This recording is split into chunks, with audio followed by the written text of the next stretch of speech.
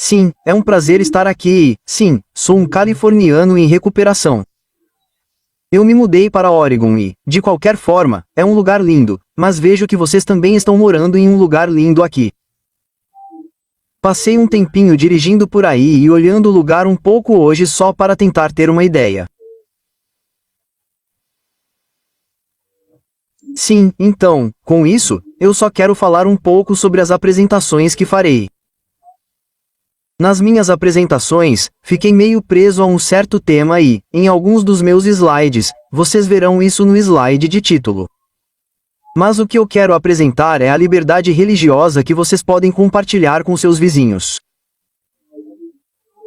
Então, o que espero é que vocês tirem das minhas mensagens sejam coisas úteis para as conversas que tiverem com seus vizinhos. Há muita coisa acontecendo neste país e há muita ignorância real e coisas assim. E esse é o meu fardo. Agora, isso não significa que eu saiba que fiquei um pouco famoso por algumas coisas ou infame por algumas coisas que estão acontecendo na igreja. Isso não significa que vocês não encontrarão aplicação nelas. Acho que, principalmente, vocês encontrarão. E a outra coisa que eu diria é que vou sair da ordem e fazer coisas diferentes do que está na. E espero que vocês me perdoem por isso. Acabei de montar uma apresentação novinha em folha sobre um homem chamado Obadiah Holmes. Alguém de vocês já ouviu falar de Obadiah Holmes? Estou realmente curioso. Não estou vendo ninguém levantar a mão. Então, acho que vocês gostarão quando chegarmos à apresentação. É realmente muito interessante. Vamos começar com uma palavra de oração. Querido Senhor, eu apenas pediria ao seu Espírito Santo que esteja conosco agora. Senhor, ajude-nos a aprender as verdades que você quer que aprendamos.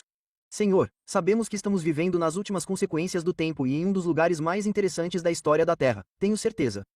Então, Senhor, oro para que sejamos testemunhas eficazes para Ti. Oro em nome de Jesus. Amém.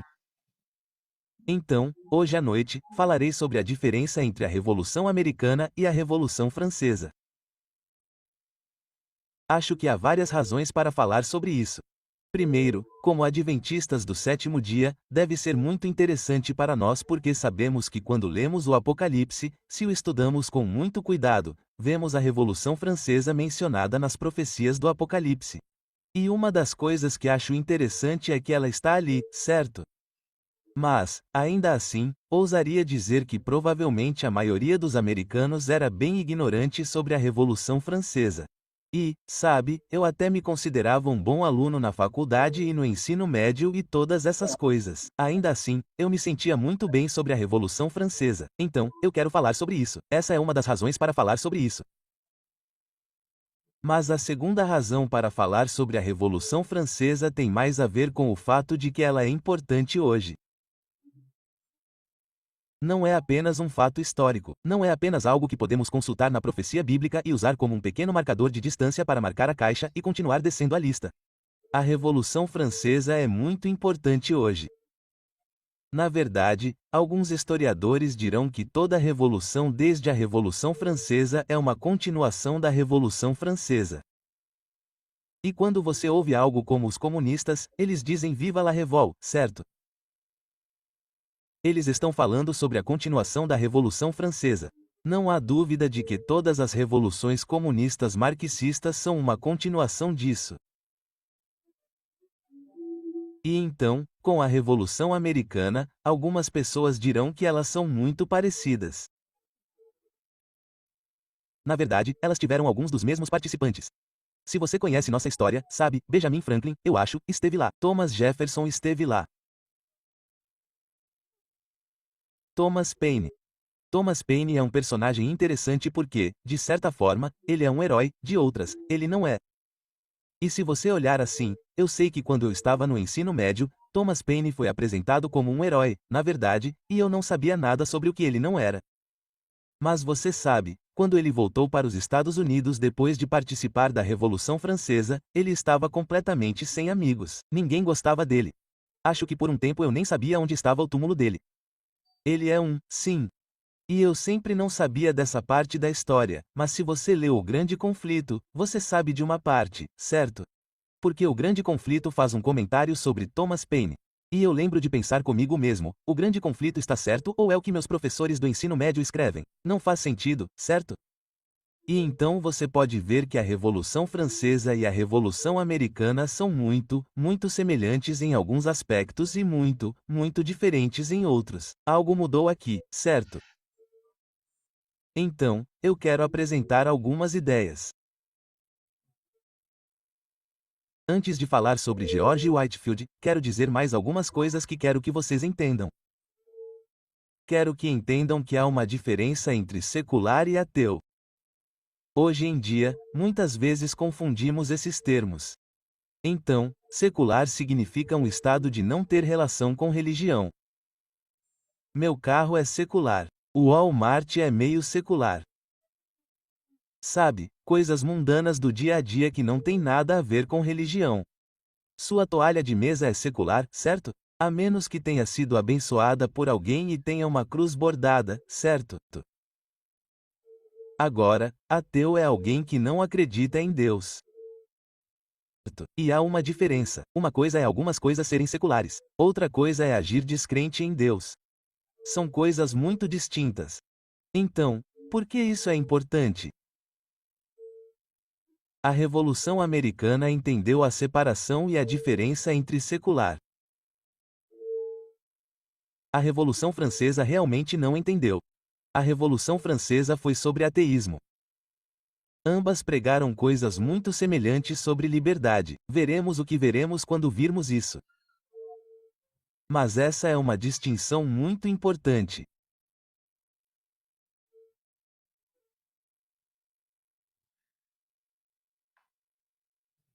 Então, quando falamos sobre a Revolução Francesa, o que está acontecendo é que há muita conversa sobre filosofia.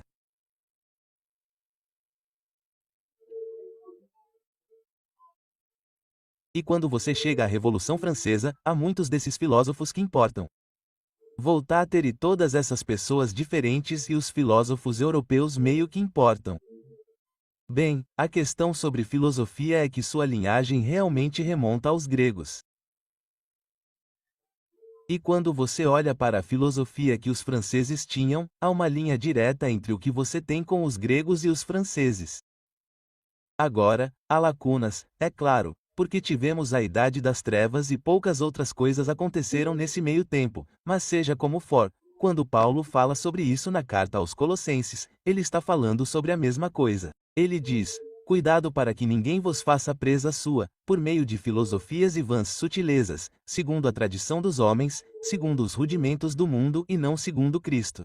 E quando Paulo escreveu isso, ele entendia a filosofia da mesma forma. Agora, a filosofia não tinha avançado exatamente da mesma forma, mas é a mesma ideia. E então, essa é a Revolução Francesa. A Revolução Americana, porém, é fundamentalmente cristã. É fundamentalmente protestante. E então, ela simplesmente muda o caráter de tudo. Então, com isso, vamos entrar um pouco na história.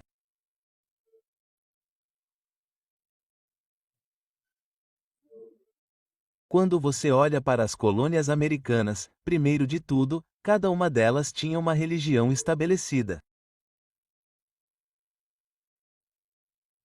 Exceto por algumas pessoas dirão que são dois, mas, e até mesmo aquele que vou destacar, Rhode Island, é realmente aquele que não o fez. Até Rhode Island teve por um tempo, muito mais tarde. Mais ou menos. Todos vinham para a América principalmente por duas coisas. Uma era a liberdade religiosa e a outra era o ganho econômico. Essas são as duas principais razões. Agora, você não vem para, quero dizer, alguns deles vinham apenas pela liberdade religiosa, e outros vinham apenas pelo ganho econômico. Mas essas são as duas principais razões, e por causa disso, a religião era a principal preocupação dos colonos. E você verá quando eu fizer minhas apresentações, daqui para frente, o quão grande essa preocupação realmente é. Mas essa é uma preocupação muito grande na maioria das colônias, exceto Rhode Island, você não podia ocupar nenhum tipo de cargo político. Você não podia nem votar. Quer dizer, não havia nada que você pudesse fazer a menos que fosse membro da igreja estabelecida. Então, com isso em mente, quero falar sobre George Whitefield. Ele aparece em cena cerca de 100 anos depois que as colônias foram estabelecidas aqui na América. Ele é um pregador itinerante e é realmente uma das principais vozes do primeiro grande despertar que ocorreu entre 1730 e 1750. Agora, há coisas importantes sobre George Whitefield. George Whitefield não é licenciado. O que isso significa? Bem, antigamente, se você estivesse em Massachusetts, eu sei mais sobre Massachusetts, uma colônia, você não podia pregar a menos que tivesse uma licença da igreja que lhe permitisse pregar. E então você só podia pregar em uma igreja, certo? E então, se você não for membro da igreja certa, você não obtém uma licença. Você não pode pregar. Enfim, então George Whitefield aparece, ele não é licenciado. Ele está pregando em todas as 13 colônias. Ele está indo a todos os lugares. Na verdade, acredita-se que entre 75% e 80% de toda a população das colônias dos Estados Unidos ouviu George Whitefield pregar pessoalmente. Pense nisso por um segundo. Esse cara viaja. E a outra coisa é que ele não poderia ter uma licença, mesmo que quisesse, porque você vai de colônia em colônia. Adivinhe, você tem religiões diferentes. Como você vai conseguir uma licença? Não dá, não vai funcionar, sabe? De qualquer forma, quando ele chegou a Filadélfia, eles não o deixaram falar em lugar nenhum. E então as pessoas de lá prontamente construíram para ele um salão de 650 metros quadrados para que ele pudesse pregar. Era um lugar bem grande, sabe, do tamanho de um supermercado de bom tamanho, certo? Então eles simplesmente o montaram e ele tinha um lugar para pregar. Benjamin Franklin disse o seguinte enquanto ouvia Whitefield.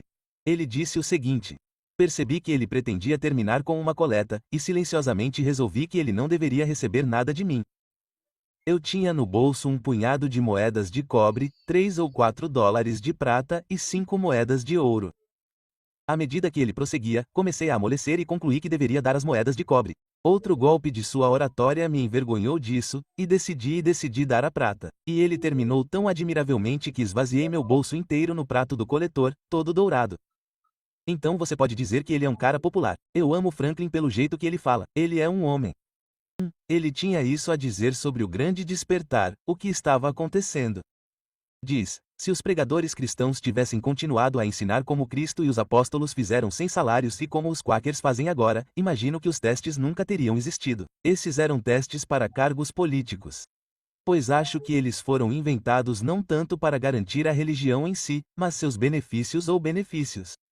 Quando uma religião é boa, concebo que ela se sustentará. E quando não consegue se sustentar, e Deus não se preocupa em sustentar, de modo que seus professores são obrigados a pedir ajuda ao poder civil, é um sinal, eu apreendo, de que é ruim. Mas estarei fora de meu alcance se me aprofundar mais na teologia. Então Franklin pode ver que a boa religião não precisa do Estado. E ele vê bem aqui que, na verdade, quando a religião quer se unir ao Estado, ele diz bem aqui, a razão pela qual o faz é para garantir seus bens. Em outras palavras, os benefícios, o poder, o dinheiro, você sabe, porque você tem que ser um membro da igreja para ser um oficial no governo em muitas dessas colônias.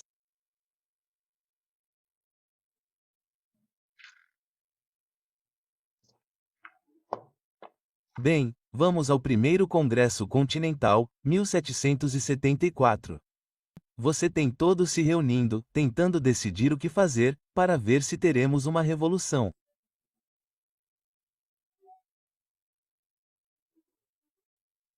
E dois caras que estavam lá eram John J. e John Ruth Rutledge. Eles eram episcopais, da Carolina do Sul. Agora, isto é o que eles disseram. Estávamos tão divididos em sentimentos religiosos, alguns episcopais, alguns quakers, alguns anabatistas, alguns presbiterianos e alguns congregacionalistas que seria desconfortável para alguns se juntarem ao mesmo ato de adoração. Eu só quero ter uma ideia de quem está presente, certo? Episcopais, esta é a igreja de alto nível, certo? Quakers. Quakers são interessantes. O que vou dizer a seguir, não sei mais o que é politicamente correto dizer sobre quakers. Antigamente, durante esta era, os quakers na verdade não se encaixam na definição de cristãos e eles não teriam assumido esse título. Agora, isso se tornou algo em que muitos quakers, eu acredito, dizem que são cristãos, mas acho que eles dizem isso mais para se dar bem e fazer parte da multidão. Então, você tem os Quakers, você tem os Anabatistas. Essas são as pessoas que acreditam em batismos de crentes. Sabe, os esses aspergiam você. Você tem os Anabatistas, que são batizados por crentes. É basicamente nisso que acreditamos, certo? Você tem os presbiterianos, os congregacionalistas. Olha, não faz muito tempo, 100 anos atrás, eles queimavam uns aos outros na fogueira por serem um deles, se você se encontrasse no lugar errado. E então, todos se reúnem para o Congresso Continental. E um dos caras lá era Sam Adams. Samuel Adams, eles estavam tentando decidir o que fazer. Samuel Adams diz: vamos fazer uma oração com um ministro episcopal. Agora, quem é Sam Adams? Um cara famoso. Nós o conhecemos da lata de cerveja, certo? É o mesmo cara. Sam era chamado de Sam, o publicano, porque ele era famoso por suas tavernas em Boston. Ele também era chamado de o último dos puritanos por causa de sua piedade estrita. Isso é bem interessante. Veja, às vezes a palavra puritano não significa o que pensamos. Os puritanos não eram contra o consumo de álcool, eles eram contra a embriaguez pública, é claro. Mas os puritanos, você tem que entender, os puritanos vieram para a América para fugir essencialmente dos episcopais que os queimavam na fogueira. E se você observar o que aconteceu na Inglaterra, as coisas meio que mudaram de um lado para o outro e logo você viu os puritanos ganhando poder na Inglaterra com Oliver Cromwell e queimando episcopais na corte e no estado. E então você tem esse tipo de vai-vem acontecendo. E Sam, o publicano conhecido por sua piedade rigorosa, disse: vamos fazer uma oração por um ministro episcopal. E foi isso que ele fez. O reverendo Jacob Duche, veja se tem uma foto dele. Tenho. O reverendo Jacob Duche imediatamente se tornou episcopal e eles disseram usando o Salmo 35, o reverendo Jacob Duche imediatamente uniu as diversas adesões religiosas. Percebi quando estava falando sobre isso antes que ninguém realmente sabe o que o Salmo 35 diz. Quer dizer, você sabe de cabeça? Vou ler um pouco. Na verdade, é um salmo longo, mas segue na mesma linha o tempo todo. Diz: defende a minha causa, ó Senhor, com aqueles que contendem comigo. Luta contra os que lutam contra mim. Pega no escudo e no broquel e levanta-te em meu auxílio. Desembainha também a lança e obstrui o caminho aos que me perseguem. Dize a minha alma: eu sou a tua salvação. Sejam confundidos e envergonhados os que buscam a minha vida. Voltem atrás e sejam confundidos os que desafiam a minha dor. Aspas. E continua nesse sentido. E então você pode ver que é um salmo bem apropriado quando você está pensando em revolução. E então, Ducha começou isso. Eu só quero ler o que algumas pessoas disseram sobre isso. Isto é, John Adams diz isto depois que o Sr. Duche, inesperadamente para todos, começou uma oração improvisada com o coração de todos os homens presentes. Devo confessar que nunca ouvi uma oração melhor ou tão bem pronunciada como a de John Adams. Este Sam escreveu que as lições do dia na oração foram lidas pelo Galo Duche, que depois fez a mais excelente oração improvisada. Ele se revelou um cavalheiro de bom senso, piedade e um caloroso defensor dos direitos religiosos e civis da América. Samuel Ward de Rhode Island escreveu que a oração de Duche foi um dos usos católicos mais sublimes das pequenas orações católicas bem adaptadas que já ouvi. O delegado da Pensilvânia, John Reed, observou que Cush e Adams nunca foram culpados de um golpe de política mais magistral do que ao pedirem que o Sr. Duche lesse as orações, e isso teve um efeito muito bom. Até os cacres derramaram lágrimas, foi dito. Um delegado declarou que valia a pena escrever 100 milhas para ouvir. Então, em maio de 1775, Massachusetts teve um dia de jejum e humilhação. Sam Adams escreveu: é somente da bênção de Deus que devemos depender para o feliz resultado de nossa luta virtuosa. Então você pode ver que com a Revolução Americana, há um verdadeiro tema do cristianismo ali, certo? Em junho de 1776, John Adams estava escrevendo para seu primo e isto é o que ele disse.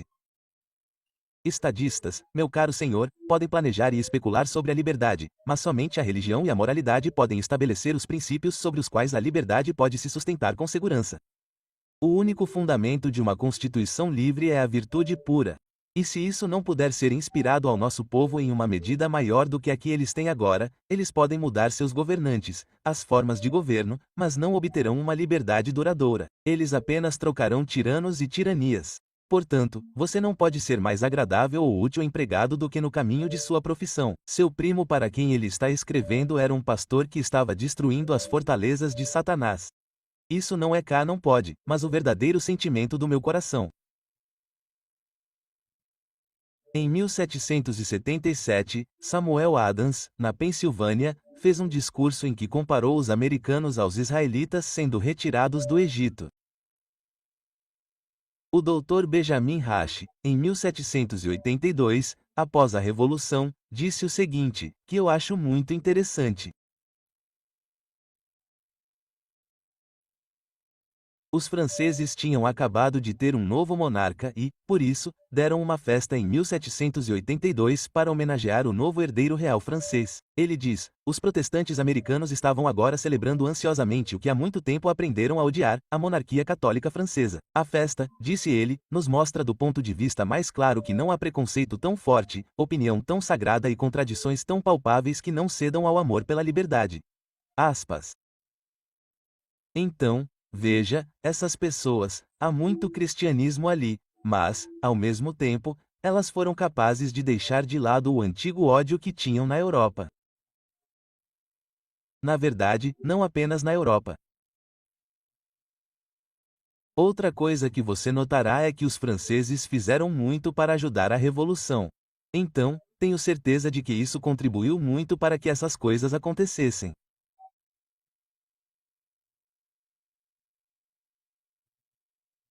Em 1784, Thomas Jefferson escreveu o seguinte: mas nossos governantes podem ter autoridade sobre esse direito natural somente se nos submetermos a eles.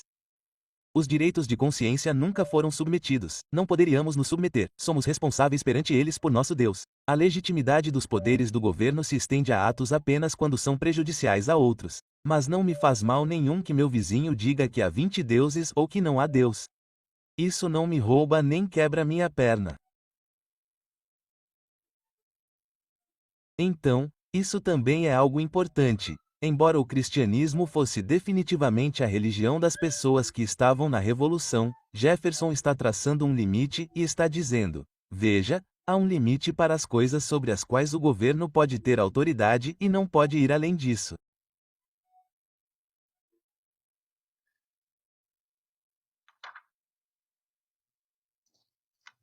John Adams escreveu o seguinte em 1785. Quando todos os homens de todas as religiões, consistentes com a moral e a propriedade, gozarem de igual liberdade, propriedade ou melhor, segurança de propriedade e uma chance igual de honras e poder, e quando o governo for considerado como não tendo nada mais misterioso ou divino do que outras artes ou ciências, podemos esperar que melhorias sejam feitas no caráter humano e no estado da sociedade. E então, veja, ele não traça a linha em torno de ser membro de uma igreja em particular, uma denominação. Ele está realmente traçando as linhas em torno da moralidade.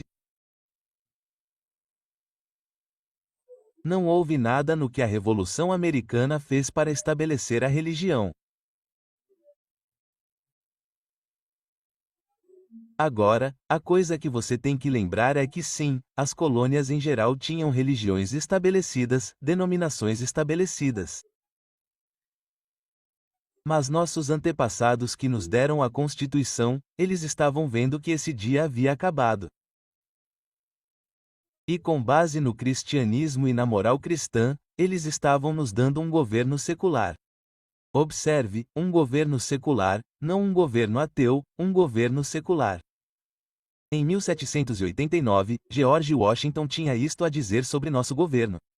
Ele está escrevendo uma carta para os batistas. Agora, lembre-se, os batistas estavam recentemente sofrendo muita perseguição severa em certas colônias, Massachusetts sendo uma delas. E ele diz o seguinte: se eu pudesse ter a mínima apreensão de que a Constituição elaborada na Convenção, onde tive a honra de presidir, pudesse colocar em risco os direitos religiosos de qualquer sociedade eclesiástica, certamente eu nunca teria colocado minha assinatura nela.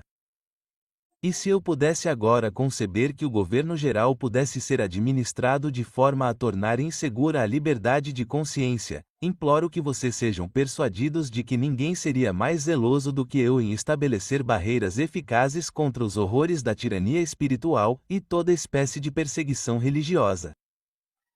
Pois vocês sem dúvida se lembram de que muitas vezes expressei meu sentimento de que todo homem que se conduz como um bom cidadão e é responsável somente perante Deus por suas opiniões religiosas deve ser protegido ao adorar a divindade de acordo com os ditames de sua própria consciência. Este é o homem que estava lá. E dizer que há algo mais, há revisionistas tentando reescrever nossa história hoje. E precisamos conhecer essa história para que eles não possam fazer isso. Em 1800, houve a eleição presidencial de 1800. E naquela eleição, Thomas Jefferson estava concorrendo contra John Adams.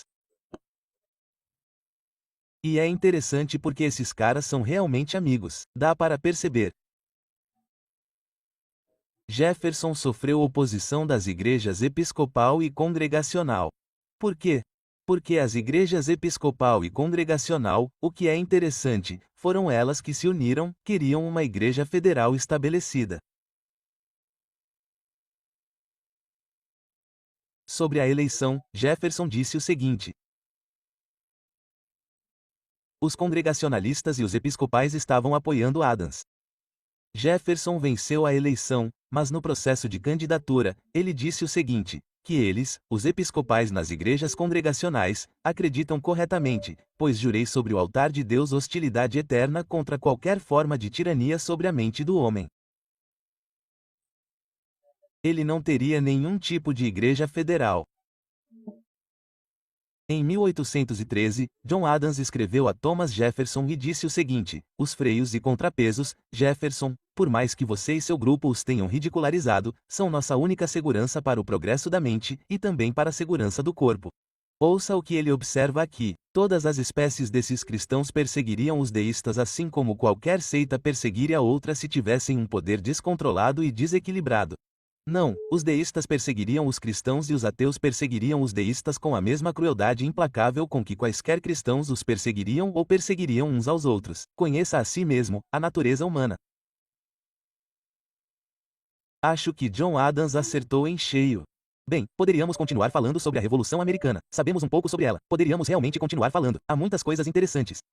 Mas queremos falar agora sobre a Revolução Francesa. A Revolução Francesa começou em maio de 1789. E em 26 de agosto de 1789, você tem a Declaração dos Direitos do Homem. A Declaração dos Direitos do Homem foi vagamente baseada na Declaração de Independência dos Estados Unidos. Mas isso não é interessante? Se você pesquisar isso no Google e disser que quer ter uma imagem da Declaração dos Direitos do Homem, sempre obterá esta. Não parece os 10 mandamentos? Parece mesmo. Seja como for, lerei parte disso, obviamente traduzido. Diz: os representantes do povo francês, organizados em Assembleia Nacional, acreditam que a ignorância, a negligência ou o desprezo pelos direitos dos homens são a única causa das calamidades públicas e da corrupção dos governos. Eles decidiram estabelecer uma declaração solene dos direitos naturais, inalienáveis e sagrados do homem. Não se falou de um Criador ali, certo? O nosso falou de um Criador, certo? Diz isso: os homens nascem e permanecem livres e iguais em direitos. As distinções sociais só podem ser fundadas no bem geral. Espere um segundo. Eles são iguais ou não? Podemos ter distinções sociais com base no bem geral. O objetivo de toda associação política é a preservação dos direitos naturais e indescritíveis do homem.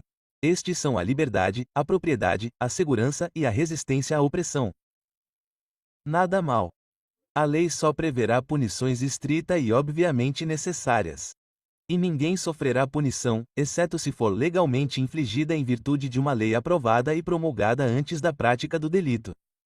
Ninguém será desacreditado por suas opiniões, incluindo suas visões religiosas, desde que sua manifestação não perturbe a ordem pública estabelecida por lei. Se você ouvir essas, algumas delas parecem realmente boas. Vamos ver como elas funcionaram. Mas muitas delas também têm um pouco de traveio, você sabe, há um pouco de você pode fazer isso contanto que você saiba e esse é um terreno perigoso para se seguir de qualquer maneira. Então, isso foi em 1789. Em 1792, a República Francesa foi estabelecida. Em 1793, o rei foi executado e o Reino do Terror começou. Então, em 1795, o Diretório toma o poder e, em 1799, Napoleão dá um golpe e a Revolução Francesa está essencialmente encerrada. Embora Napoleão acreditasse muito na Revolução Francesa, como foi realmente a Revolução Francesa? Bem, antes de tudo, a Revolução Francesa foi definitivamente antirreligiosa. Voltaire, um dos grandes filósofos da Revolução Francesa, disse isso. Todo homem sensato, todo homem honrado deve ter horror à religião cristã. Diderot, outro filósofo da Revolução Francesa, diz o seguinte: os homens nunca serão livres até que o último rei seja estrangulado com as entranhas do último padre. Agora, esse cara não é tão famoso, mas ele foi outro líder da Revolução Francesa, o Barão de Roubaix. Ele diz o seguinte: a religião sempre encheu a mente do homem com escuridão e o manteve na ignorância dos deveres reais dos interesses verdadeiros. É somente dissipando essas nuvens e fantasmas da religião que descobriremos a verdade, a razão e a moralidade. A religião nos desvia das causas do mal e dos remédios que a natureza prescreve. Longe de curar, ela apenas os agrava, multiplica e perpetua. Então você pode ver um pouco sobre a atitude dos líderes da Revolução Francesa. 1. Então lembre-se de que começou em 1789. Esses direitos dos homens. Ponto 1. Nós vimos. 1789, 12 de julho de 1790, havia algo chamado Constituição Civil do Clero, e o que ela fez? Diz que a prática religiosa foi proibida e substituída pelo culto ao Ser Supremo, uma religião de Estado deísta. Em 1792, o culto à razão foi estabelecido como o ateísmo oficial patrocinado pelo Estado. E então, em 1793, você pode ver onde isso está indo, certo? Em 1793-3, tem algo chamado de genocídio de Vendée. Este é o primeiro genocídio moderno. Vendée era uma região da França. Havia monarquistas católicos vivendo lá e aproximadamente 200 mil da população foi morta ou 25% do total de pessoas que viviam lá. Em 5 de setembro de 1793, logo após o genocídio de Vendée ter começado, o Reino do Terror começa. E então você vê pessoas como esta. Bertrand de Ber diz: vamos fazer do terror a ordem do dia. E então, quando você realmente olha para o que acontece durante o Reino do Terror, você descobre que há 16.594 sentenças de morte oficiais que foram aplicadas em toda a França, das quais 2.639 foram apenas em Paris. Outras 10 a 12 mil pessoas foram executadas sem julgamento e aproximadamente 10 mil morreram na prisão. Robespierre disse o seguinte: o terror nada mais é do que uma justiça rápida, severa e inflexível. É, portanto, uma emanação da virtude. É menos um princípio em si do que uma consequência do princípio geral da democracia aplicado às necessidades mais urgentes da pátria. Uau, que atitude interessante em relação ao terror. Veja se tenho a próxima citação aqui. Diz: a verdadeira religião consiste em punir pela felicidade de todos aqueles que perturbam a sociedade. Então, pelo menos eles estão afirmando e pensando de alguma forma que seu terror é para o benefício de sua sociedade. 17 de setembro. Isso foi apenas 12 dias após o início do reinado de terror. Havia algo chamado Lei dos Suspeitos que foi aprovado. E sob a Lei dos Suspeitos, todos os padres e todas as pessoas que os protegiam eram passíveis de morte no local. A destruição também incluía a destruição de todas as cruzes, sinos e sinais externos de culto e a destruição de estátuas, placas e iconografia dos locais de culto. Em novembro, eles removeram um domingo da semana. Eles fizeram a semana ter 10 dias. Interessante. Agora, por que você faria isso? Acredito que os soviéticos também tentaram algo assim. E nas duas vezes foi um fracasso total. Então, eles voltaram em 1795 para a semana regular de 7 dias.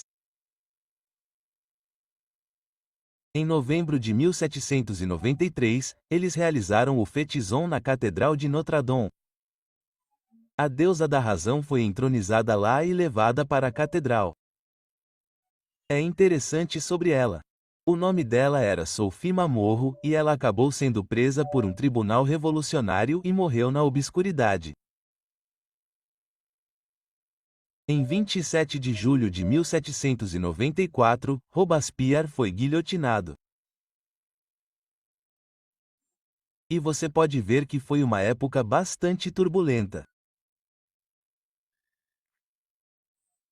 Edmund Burke é um britânico muito interessante. Ele estava observando a Revolução Francesa à distância e escreveu sobre a Revolução Francesa e alguém lhe perguntou sobre isso e ele está meio que contando aquela conversa. Ele diz o seguinte: eu me gabo de amar uma liberdade moralmente viril, assim como qualquer cavalheiro da sociedade, exceto aquele que a ama. Mas são as circunstâncias que tornam todo o esquema civil e político benéfico ou nocivo para a humanidade. Eles estão falando sobre o que lhe foi feito. Você acha que a Revolução Francesa é uma coisa boa? O povo francês conquistou sua liberdade, e é assim que ele começa a responder a essa pergunta. Ele diz o seguinte: é porque a liberdade em abstrato pode ser classificada entre as bênçãos da humanidade?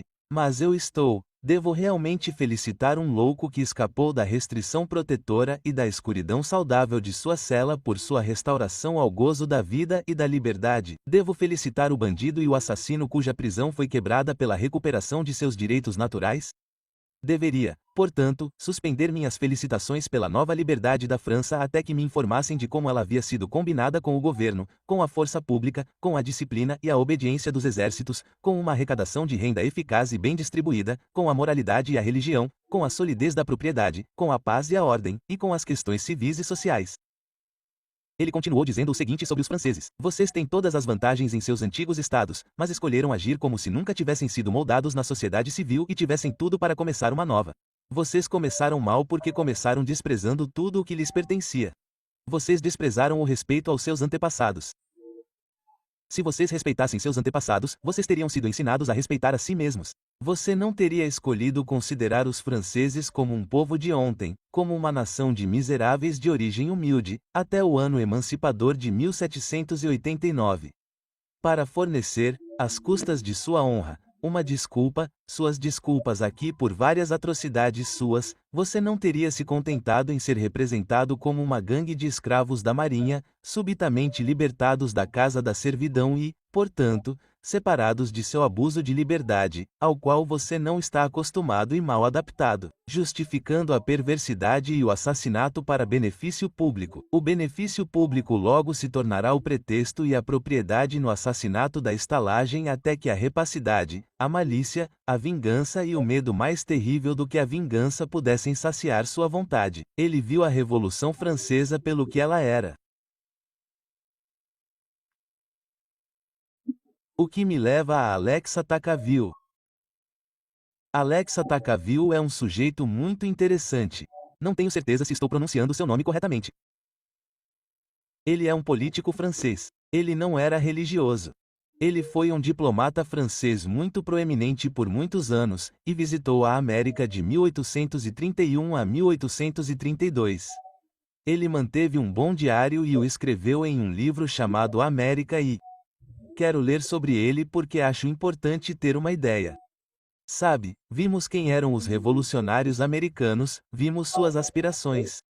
Bem, vamos ver qual foi o resultado deles. Vimos os franceses, vimos quem eles são, meio que vimos, mas eles fizeram isso. Vamos fazer uma comparação e ver se ela é realmente justa para a América. Em relação à variedade religiosa, ele falou sobre como na América havia variedade religiosa, mas moralidade unificada. Ele disse que há inúmeras seitas nos Estados Unidos. Cada reverencia o Criador diferentemente, mas todas concordam sobre os deveres do homem para com o próximo. Cada uma adora a Deus à sua maneira, mas todas pregam a mesma moralidade em nome de Deus. É muito importante para cada indivíduo que sua religião seja verdadeira. Este não é o caso da sociedade. Diz que a sociedade não tem nada a temer da outra vida e nada a esperar. E o que mais importa para ela não é tanto que todos os cidadãos professem a religião verdadeira, mas que cada cidadão professe alguma religião.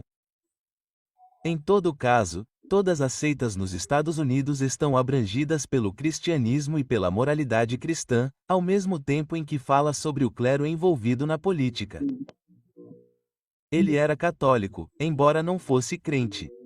Ele foi, na maior parte do tempo, padre católico americano, incluindo aqueles que não defendem a liberdade pela liberdade civil. Eles, no entanto, não apoiam nenhum sistema político em particular. Eles têm o cuidado de permanecer alheios aos assuntos públicos e não se envolvem com partidos da imaginação.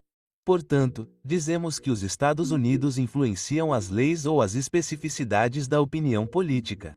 Eles moldam a atitude moral e é regulando a família que a religião se esforça para regular o Estado.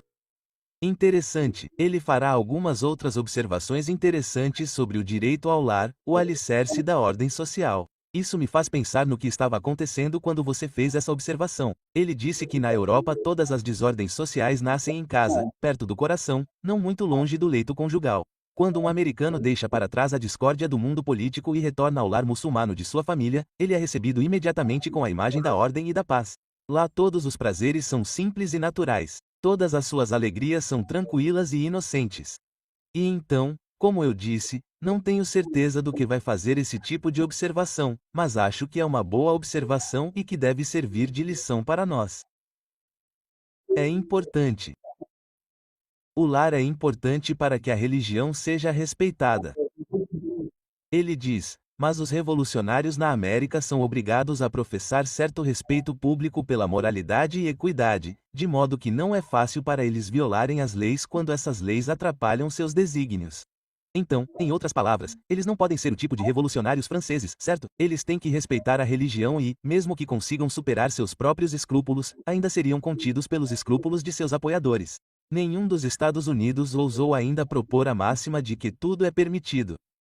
A sociedade parece ter sido inventada na era da liberdade para legitimar todos os tiranos.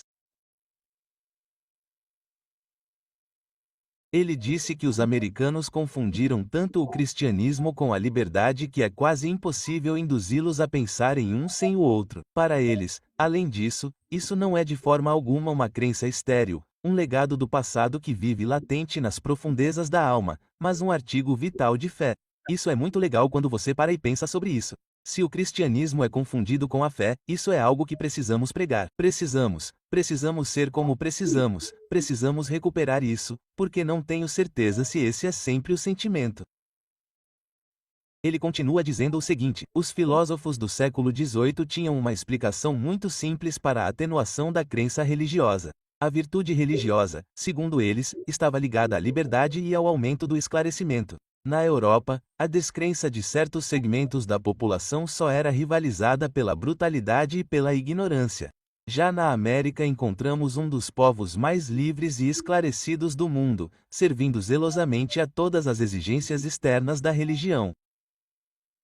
Na França, sei que o espírito da religião e o espírito da liberdade quase sempre puxam para direções opostas. Nos Estados Unidos, encontrei os dois interligados. Juntos, eles governavam o mesmo território. Uma separação entre igreja e Estado. Ele disse isso. Para aprender mais sobre isso, questionei os fiéis de todas as comunidades. A cada um deles, expressei meu espanto e revelei minhas dúvidas, e descobri que eles diferiam entre si apenas em questões de detalhes. Há um homem que atribuíram o crédito principal pela ascendência pacífica da religião em seu país à completa separação entre igreja e Estado. Afirmo sem hesitação que durante minha estada na América não encontrei ninguém, nem um único clérigo ou leigo, que não concordasse com a declaração. O interessante é que quando ele escreve isso, em 1831 e 1832, é quando as últimas igrejas estabelecidas nos estados estavam sendo ou estavam desaparecendo. Ele diz isso enquanto a religião se basear somente nos sentimentos que consolam e administram a miséria, você pode conquistar a afeição da raça humana. Mas quando ela abraça as paixões amargas deste mundo, pode forçá-la a defender aliados adquiridos por interesse em vez de amor. E deve rejeitar como adversários os homens que ainda a amam, mesmo enquanto lutam com seus aliados. A religião não pode compartilhar o material feito por aqueles que governam sem suportar um pouco do ódio que eles inspiram. Ele disse isso à medida que o estado social da nação se torna cada vez mais democrático e a sociedade se inclina para formas republicanas. Pode ser cada vez mais perigoso para a religião unir forças com a autoridade, pois o poder logo passará de mão em mão. Uma teoria política substituirá outra e então as próprias leis e constituições podem desaparecer ou mudar de um dia para o outro. Não apenas por um tempo, mas constantemente. Agitação e estabilidade são inerentes à natureza de uma república democrática, assim como a estagnação e o sono são a regra das monarquias absolutas. Os descrentes na Europa perseguiam os cristãos como se fossem inimigos políticos em vez de adversários religiosos. Eles odeiam a fé como se fosse uma opinião partidária em vez de uma crença errônea.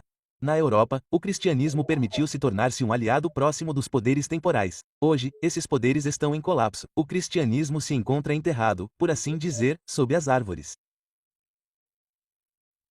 Um ser vivo que foi aprisionado pelos laços daquele estado vingativo com a monarquia, certo? Estou falando apenas de opiniões políticas em geral. Também aprendi que aos olhos de Deus, ninguém é tolerante por suas opiniões políticas, desde que essas opiniões sejam sinceras, e que não há mais pecado em falar sobre questões de governo do que em estar enganado sobre como construir a casa ou arar o trabalho. Disse isso sobre a Europa. Por que essa imagem não se aplica a nós? Vejo entre nós homens que deixaram de crer no cristianismo sem abraçar nenhuma outra religião. Vejo outros que são tomados pela dúvida e fingem não crer mais. Outros ainda são cristãos que continuam crendo, mas não são admitidos. O que foi que Adão disse? Ele disse: o único fundamento de uma constituição livre é a virtude pura, e se ela não puder ser inspirada, se isso não puder ser inspirado em nosso povo em maior medida do que eles têm agora, eles podem mudar seus governantes e formas de governo, mas não obterão uma liberdade duradoura. Eles apenas trocarão tiranos ou tiranias. Bem-vindos à França.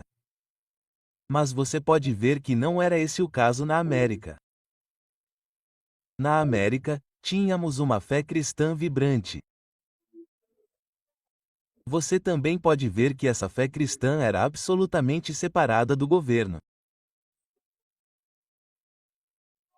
Mas é esse o mundo em que vivemos hoje? Não é. Quando falo sobre a América, estou falando sobre a América que é passado e é a América que se foi. E então o que vemos aqui? A sociedade americana. Bem, em algumas áreas, é uma transição para o ateísmo. Você pode ver isso recentemente. Temos visto muito parecido com o Dobbs, a discussão sobre o aborto, a decisão Dobbs. Essa é uma luta entre o ateísmo e eu não sei. Não quero pintar com uma visão muito ampla escova. Se você realmente observar o que a decisão sobre os cães faz, ela não faz muita coisa. Ela apenas muda o local onde as decisões são tomadas, em vez de o governo federal passar para os estados. Mas, ainda assim, isso fazia parte de um plano maior. E uma das coisas que direi enquanto vocês ouvem é que darei outras palestras sobre diferentes partes da história da América. E o que eu diria é que as pessoas que estão pedindo para a América retornar à religião hoje não estão pedindo aquele tipo de religião que acabamos de ler aqui. Elas estão pedindo o puritanismo. Elas estão pedindo de Massachusetts. Agora, quando vim para cá, fiquei meio hesitante. Pensei, cara, de fato, até fiz uma pequena pesquisa. Pesquisei, de onde veio o Maine? E então percebi que vocês vieram de Massachusetts. Então, aqui estou eu no seu território, sabe? Venham para a Califórnia. Estou aprendendo sobre Oregon agora. Se você vier para a Califórnia, tenho certeza de que posso lhe dizer algumas coisas que a maioria das pessoas de fora da Califórnia não pode lhe dizer. Vocês sabem o que quero dizer? E eu senti como se estivesse vindo para Massachusetts para contar um pouco sobre Massachusetts para algumas pessoas. Peço desculpas por qualquer coisa errada, mas o que direi é que a colônia da Baía de Massachusetts não era um lugar. Este é um lugar onde os puritanos podiam se libertar da perseguição para adorar e governar da maneira que bem entendessem. Mas o que eles viram como certo não era liberdade. E então estamos vendo essa luta acontecendo e eu acho que é muito, muito importante.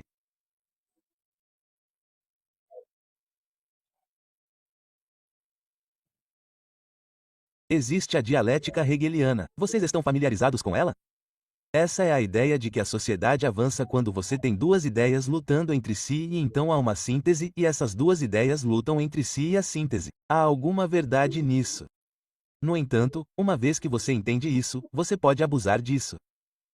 E a maneira como você abusa disso é tentando preparar a luta para que você estabeleça quais duas lutas estão lutando entre si. E então o que temos hoje é essa dialética hegeliana sendo jogada diante dos nossos olhos, eu acho. Mas eles não estão dizendo que deveríamos voltar para a América dos franceses da Revolução Americana. Eles estão dizendo para voltarmos para outra coisa. E ainda assim eles estão colocando isso em oposição à Revolução Francesa para que a resposta seja óbvia porque a Revolução Francesa é uma coisa terrível. Qual é a solução? Bem, a solução realmente é a experiência americana. A solução, eu acredito que é óbvia. Estudia. Tenho que estudá-la. Atualmente, há tanta ignorância que a ignorância não é nada óbvia. Sério, eu volto para Roger Williams. Roger Williams está realmente na era, na minha visão, da liberdade religiosa.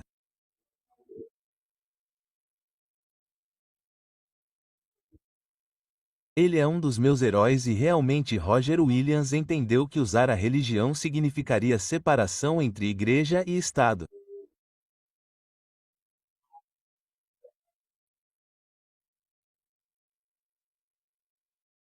Falaremos um pouco mais tarde em uma das minhas outras apresentações sobre a doutrina das duas tábuas. Roger Williams estará ouvindo isso. Então, qual é a solução para tudo isso? Bem, a liberdade sozinha não será a solução. A solução é a virtude.